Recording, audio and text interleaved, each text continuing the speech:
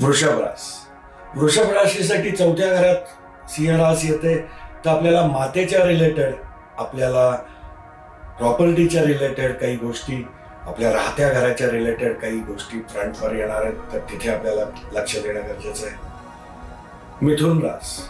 मिथुन राशीसाठी तृतीय स्थानात सिंह रास येते, तर सिबलिंग्सच्या रिलेटेड काही कर्म आपला बाकी होता, काही आपल्या चुका झालेल्या होत्या, आपल्या कम्युनिकेशन या ठिकाणी आपल्याला लक्ष देणं गरजेचं आहे.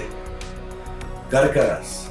कर्क राशीसाठी द्वितीय स्थानात सिंह रास येते, तर कुटुंब, आपलं धन, आपले ओव्हरऑल रिसोर्सेस, आपली वाणी, इथे लक्ष देणं गरजेचं आहे. सिंह रास.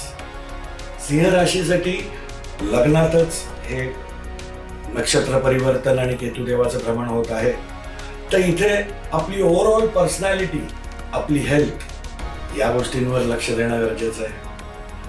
कन्या रास. कन्या राशीसाठी 12व्या घरामध्ये सिंह रास येते.